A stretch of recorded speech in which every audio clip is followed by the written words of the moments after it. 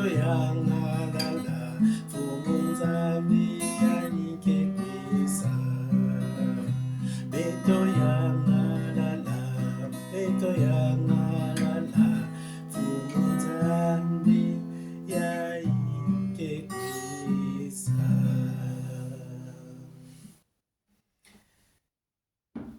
Chers amis de notre 5 minutes du salut, bienvenue et bonjour. Aujourd'hui donc, nous commençons une année liturgique nouvelle, un temps liturgique nouveau.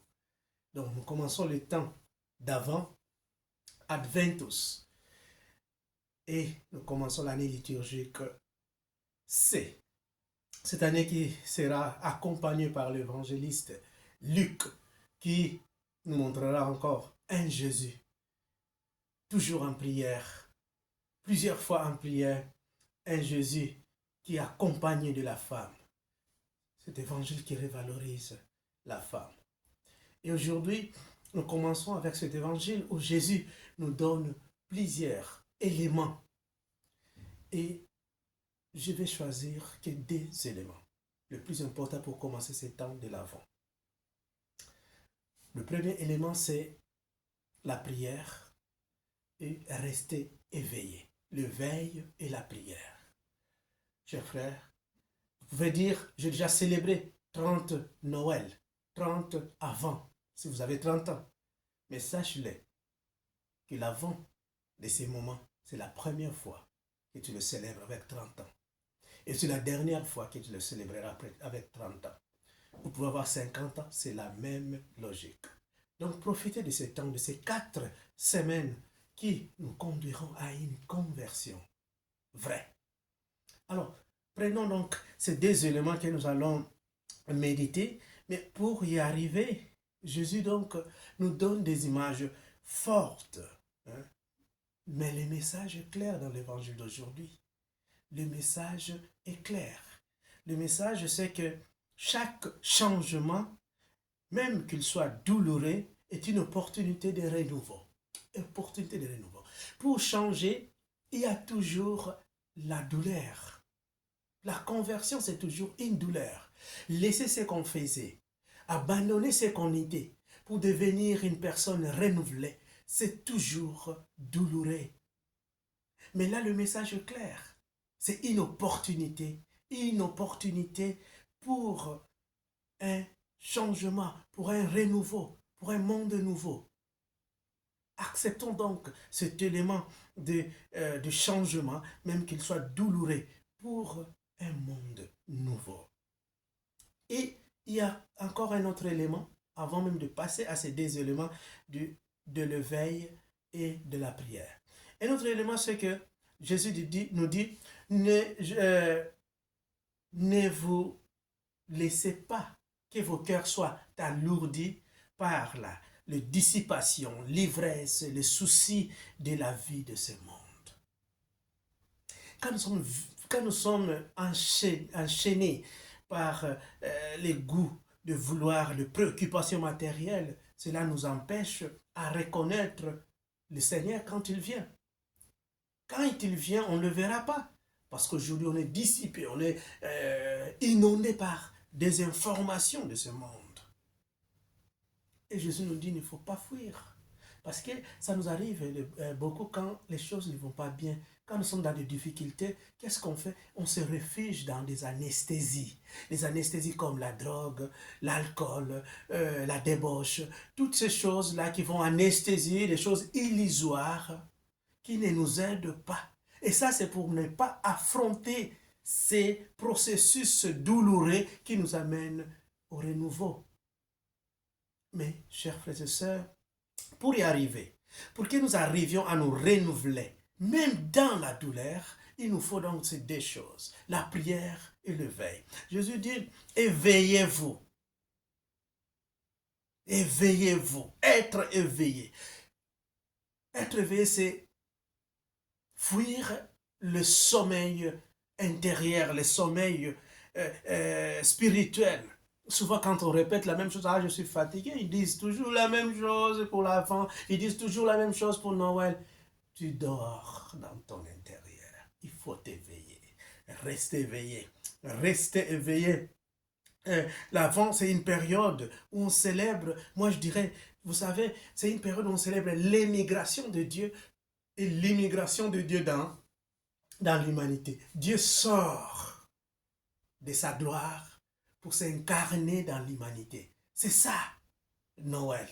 Et se préparer pour cette ouverture, la plus grande ouverture, il nous faut une force intérieure, d'être toujours éveillé, de nous ouvrir, de ne pas nous enfermer sur nous-mêmes, de nous ouvrir envers les autres.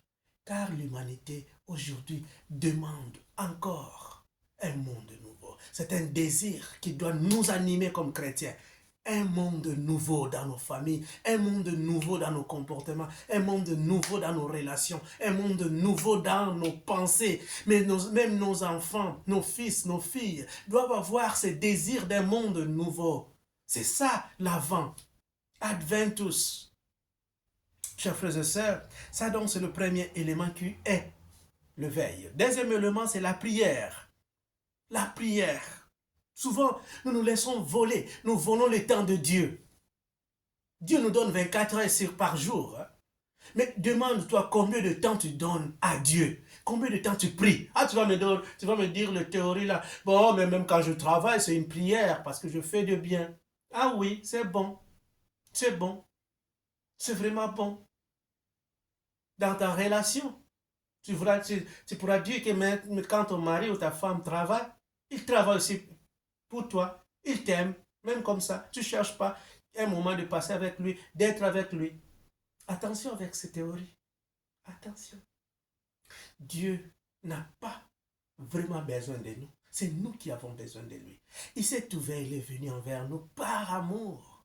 Tout ce que nous devons faire, c'est l'accepter, de nous ouvrir envers lui. Comment nous ouvrir envers lui? C'est par la prière. La prière. La prière. Ce temps de l'Avent doit être animé par la prière. On ne peut pas vivre ce temps et fêter Noël si on ne passe pas par la prière. C'est impossible. C'est impossible, chers frères et sœurs. Voilà ces deux choses que moi j'aimerais bien que nous puissions vraiment nous concentrer, prier là-dessus et de nous plonger maintenant sur ce temps de l'Avent. C'est-à-dire, je dirais quoi?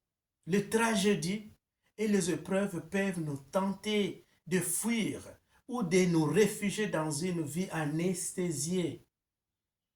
Je répète, les tragédies, les épreuves peuvent nous tenter de fuir à une vie anesthésiée.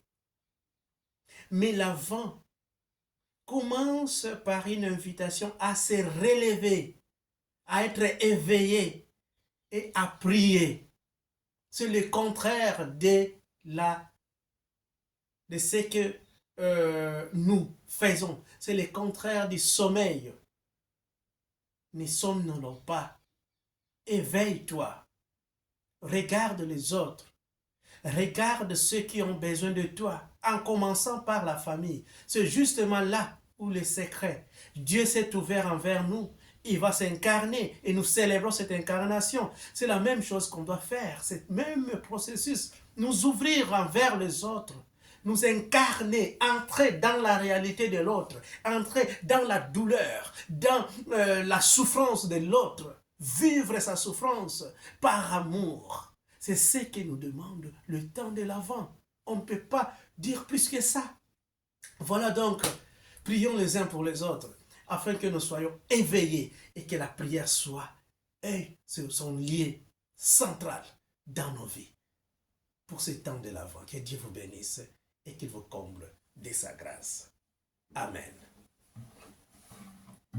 Beto yanga la la, beto yanga la la, fumunzambi ya ike kwesa yanga la la, beto yanga la la, beto yanga la la, fumunzambi ya ike kwesa.